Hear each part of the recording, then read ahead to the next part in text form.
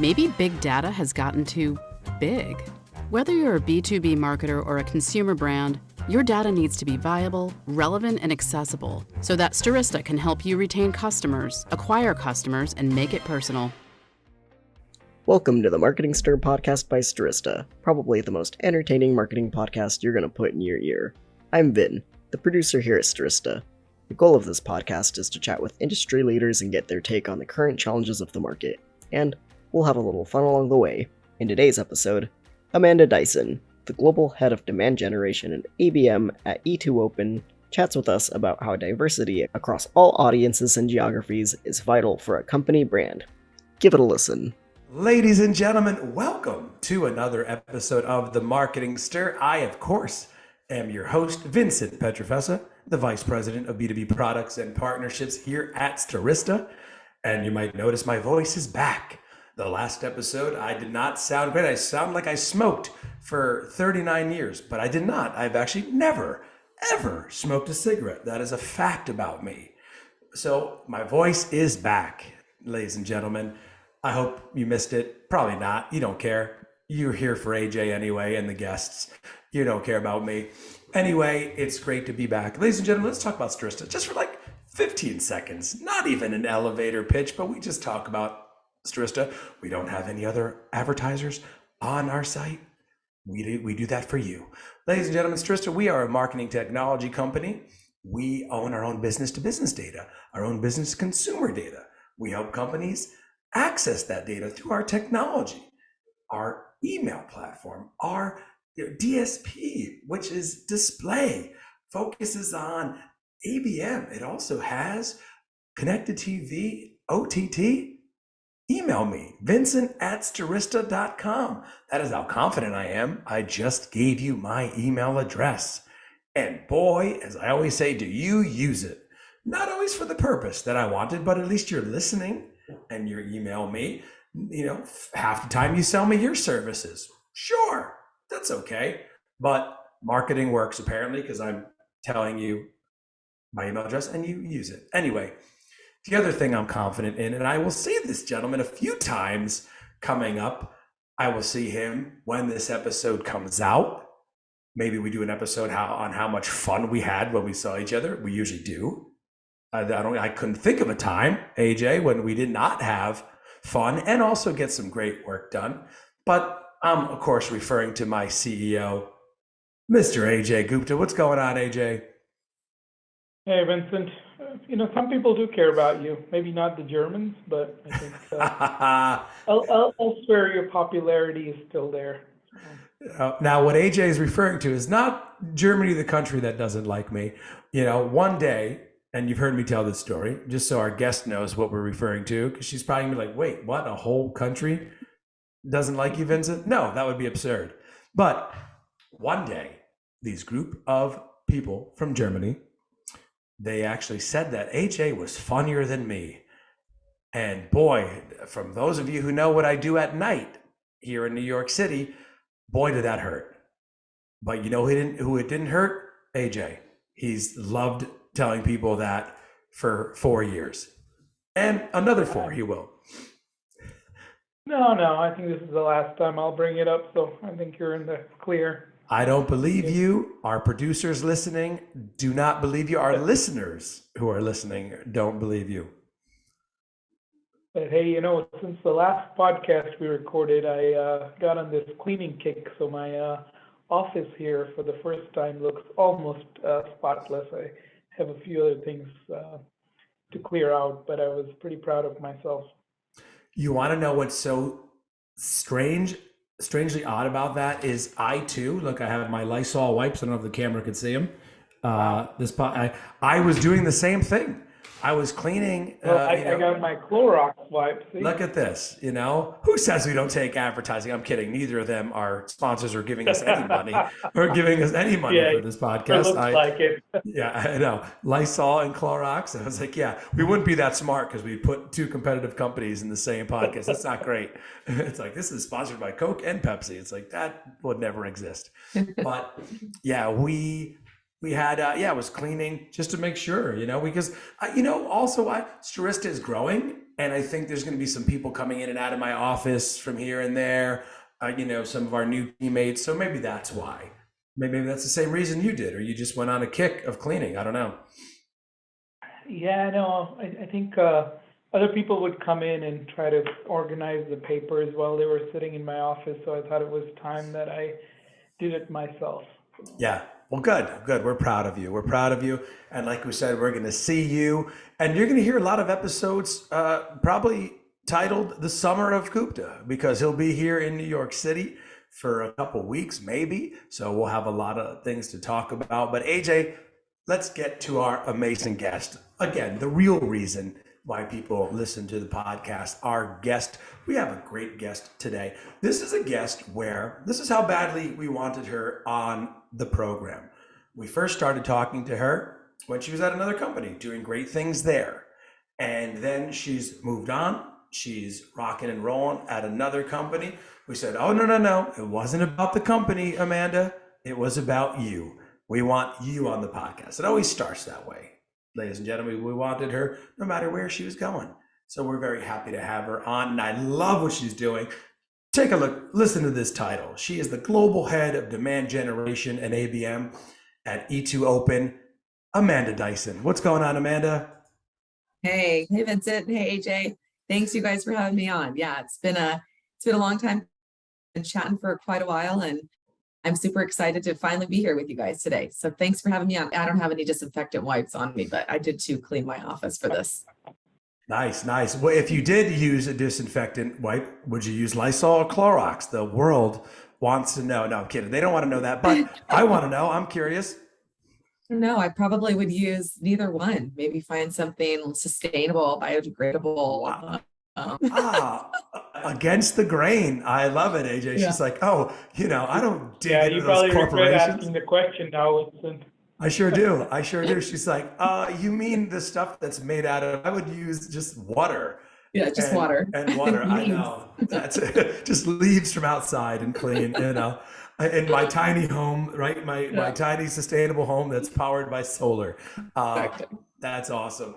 No, Amanda, yeah, we have been talking for a while. We wanted to have you on. You were doing some great work in your old company, Blue Yonder there, but now you're at E2 Open. Let's talk about, first of all, we'll get to E2 Open. This title, I love it. It's like, I love the titles now where they're like, oh, this is what you're amazing at. And we're just going to put it, in your title, and you're going to have a focus, because a lot of companies are getting razor focused in their marketing. Mm-hmm. So tell us about your title. Tell us about E2 Open. I'd love to learn more. Yeah, absolutely. So, I think you're absolutely right about the title, right? So it's meant to be very specific. There's no more sort of just, you're a vice president of marketing. Well, what exactly does that mean? There's so many different areas of marketing, but I've really specialized in demand gen over the years. I've done a couple of other things with our partner community. ABM is just now such a critical component of demand generation that I said, let's put that directly in the title, right? Let's make sure that our marketing managers that are running account-based marketing campaigns are called account-based marketers. Really, account-based marketing means a lot of different things to different people as well. So it was really important just to get that out there in terms of what that actually means and what that actually looks like. So it's global in nature, to your point. E2 Open is a large global nation. So I've got people all over the world, which is really customers all over the world. So yeah, that's kind of the gist of the title. Love it. And then E2 Open, tell us about what you're doing there. What's the organization? Who are they helping? Yeah. So E2 Open is the largest connected supply chain company. So we've got customers all across logistics and manufacturing types of accounts, food and beverage, consumer goods, anything that is the movement and the flow of goods and supply chain and manufacturing. Our tagline is moving as one, which I just like for so many reasons. That I think supply chain became this really hot topic coming out of COVID, right? When suddenly there were all of these shortages and people really started to understand, what it takes to get things from point A to point B, and costs of goods rising and having visibility into your supply chain to be able to forecast and respond to big changes happening in the world. So I've spent majority of my career in supply chain. The prior company, you mentioned Blue Yonder that I worked for, is a large supply chain company too. So this opportunity came my way. It felt very natural and exciting and sort of, it felt like home, right? Like it's a different organization, but there's a lot of similar people that I work with. A lot of friends I have from other supply chain companies have worked at E2 Open as well, just enjoying the culture and the leadership and the opportunity that we have every day to make a difference. Yeah, no, I'm sure they're excited as well. Amanda, talk to us about how you got into marketing. How did you get started in marketing? It is one of our staple questions. We have a few of those, and it's never the same answer. So we'd love to hear your story. Yeah, I'm sure it's never the same. So I didn't know I wanted to be in marketing. I don't know that, little kids want to be a doctor or a lawyer or a teacher. I don't know that they're ever like, I'm going to be a marketer. For me, it kind of came about in college. I had a number of retail jobs and knew that upon graduation, that certainly wasn't where I wanted to be. So I took a chance with a ERP company in Santa Barbara, California, where I went to college. I had a professional writing minor, and I took an internship in their technical writing department, which was not for me at the end of the day, but I did find there were a lot of things that I liked. I liked the software company.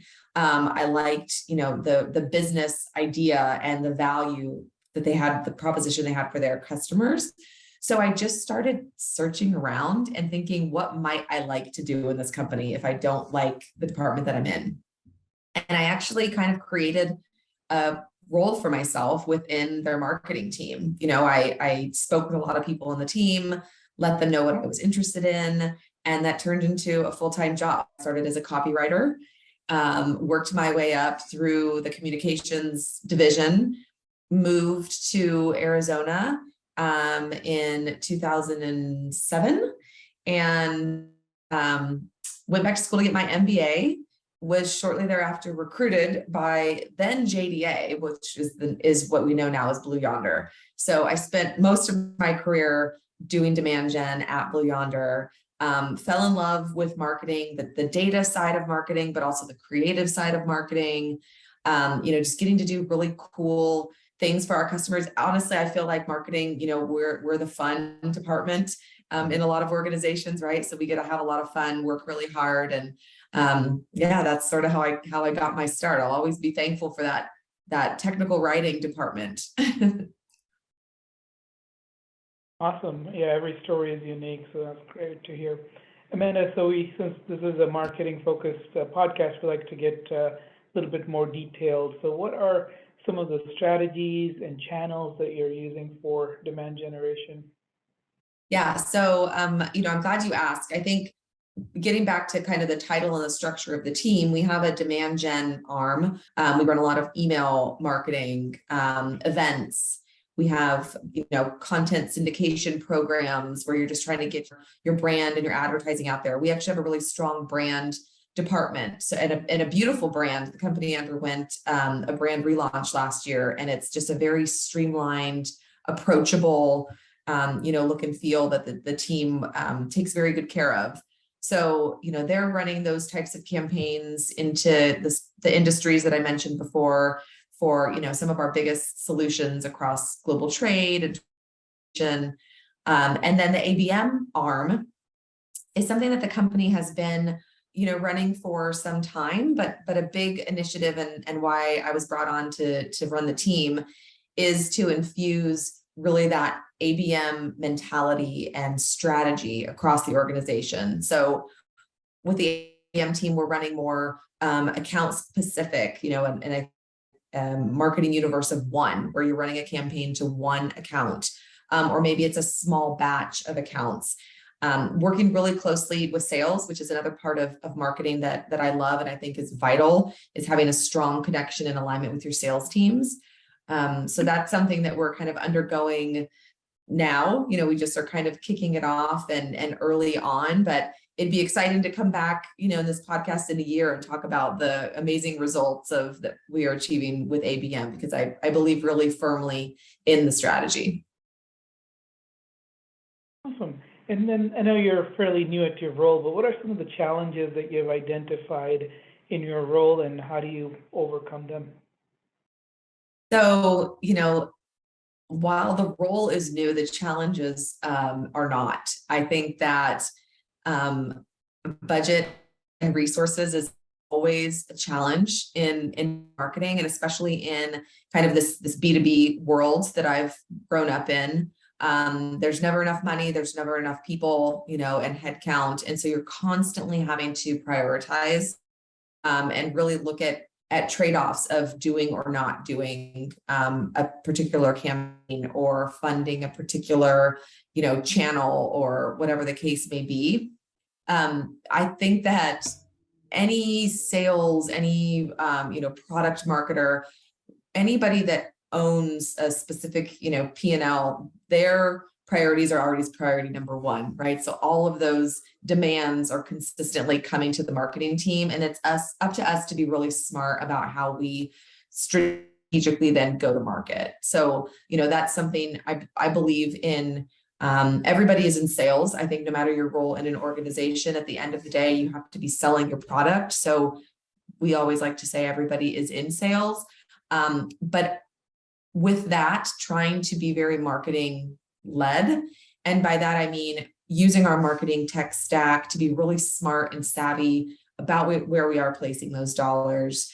I believe really firmly in having a strong marketing tech, and it's a criteria I look at when, looking at new careers and new companies, being able to give those insights to sales. They're all very busy. They all have a very important job. So how can we not just enable their campaigns and, deliver pretty pictures and fun events, but really use data to help drive their account planning and their decision-making and where we're going to market together with our sales teams.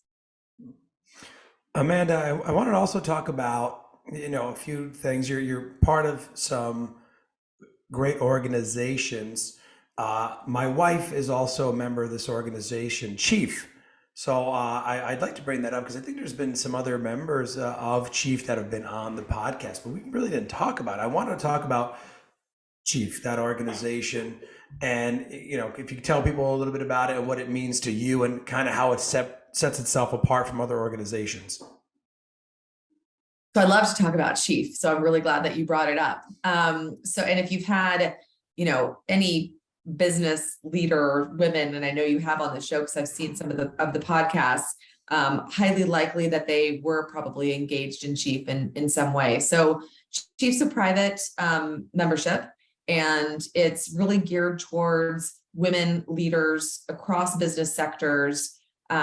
They are founded out of New York, but it's a global organization at this point. They have, some flagship offices, but we actually have a local cohort here in Charlotte. We have our Charlotte Chiefs, and we try to get together at least virtually, if not virtually and in person, once a month. And that's just become such a very cool and strong network, frankly, especially when I was in transition.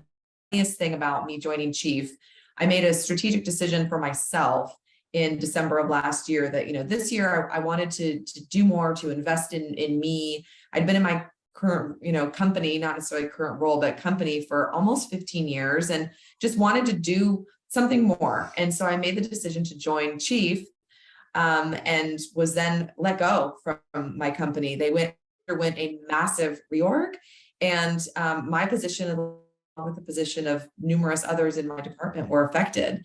And when I look back, I think at all of these doors that had been opened for me, partially by joining Chief, that leaving that company gave me the opportunity to walk through. And that's just been so exciting. So I think, the bottom line about Chief, the women and the brain power in that organization is tremendous.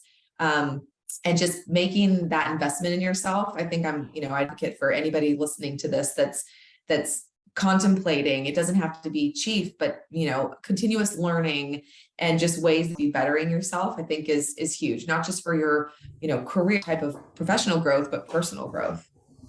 Yeah, no, absolutely. I mean, my wife really enjoys going. We're here in New York City, so that flagship New York City office is amazing from what she tells me. She's already, just been to events there and panels and really enjoys it and has met some amazing women who are doing great things. So I'm glad we're talking about it as well. Let's get back to marketing, Amanda, because we want to talk to, specifically because, of your skill set. How do you approach creating like brand identity and building brand awareness? Because it's so important for companies because, there's companies out there that tend to have the market share and that people know and are almost household names. But talk to us about your approach to it. Yeah, I think that, your brand is so important. And like I mentioned, the relaunch that our company went through last year, specific to E2Open, they've grown through a number of acquisitions, right? So they are brand in our umbrella that may be familiar, frankly, to people. And companies may be running E2Open and not even really know it and may refer to it as an old product or company name. So I think having, consistency in voice, consistency in overall look and feel. I mentioned our brand team, but just being an advocate for the brand, getting your entire organization, they're your soldiers, they're your brand ambassadors, and having a strong kind of brand toolkit to give people assets and tools so they don't stray from the brand. Your employees, just now being in such a digital world, there's such a big piece of putting out the brand story and the brand voice and everything you can create on social and all the chatter and all of that you can create. Our channels are not what they once were. You don't have to run these large website banner ads on third-party publications, or you can be putting out your own digital media, and knowing your audience too is the other piece. So really, again, keeping all things budget and resources in mind, you have to be smart about where you're placing those, digital advertisements and what action and activity you're trying to encourage with those. Is it engagement? Is it, lead gen? It's very hard at that level, but I think those are really important things about the brand. And frankly, once you have that household name, you have to keep your promises to your customers, because then it's a lot of responsibility as well. Right now, people know you, now you can't hide. So it's really important that you're keeping your word to your customers, and, it kind of really comes full circle. Amanda, what are your thoughts on the importance of diversity and inclusion in the field of marketing? And how do you ensure that your marketing efforts are inclusive when it comes to your brand and outward marketing? Yeah. Thanks, AJ. I love that question. So I think if I approach it from kind of the outward, brand, first of all, it's mission critical that your brand and your storytelling is inclusive of all audiences, all geographies, different types of people, different ways of working, ways of living. I think all of that is vitally important. And it would be a big miss for, any brand of our size to not be inclusive in that way. I think that from an internal perspective, oftentimes inclusion, diversity is focused on, having more women, sort of empowerment or a seat at the table, or, opportunities presented to them. But marketing tends to be, pretty female heavy. And so, we're often saying, how do we make this more attractive for more males to want to join this or that team, or, take part in these marketing initiatives and recruit in that way. So I'm often looking at diversity also just in ideas, in our values, and things that are important to us, in things that bring us joy and success and feelings of, pride in our work. I think that there's a lot of differences in what's important to all of us now. Being in virtual teams, I think kind of can make that even bigger, right? You don't necessarily get to be in person with people and learning about their families and understanding what's important to them, because we're all kind of behind computer screens. So I try to ask those questions, ascertain that for my teams, because I think that is just as important to make sure you're aware of. Amanda, we have a staple question we like to ask all of our guests, and it has to do with LinkedIn. So I'm sure with your title and experience, you get a lot of unsolicited messages on LinkedIn. So would love to know what's one that gets you to respond, and more importantly, what's one that you really dislike? Huh. Well, that's a good question. If I'm being honest, I respond to quite a few LinkedIn messages. I don't know I don't know why. I can be, somewhat, quick and to the point, but I do reply. I think that the ones that I like most, anything kind of local, again, just because maybe we're also virtual. If a group reaches out to me, I'm supposed to go to a networking lunch on Friday, actually, for a group of SaaS, professionals in the area. And they reached out, and they can't necessarily progress my career or, anything like that. But I thought, making that in real life and personal connection is something that I value.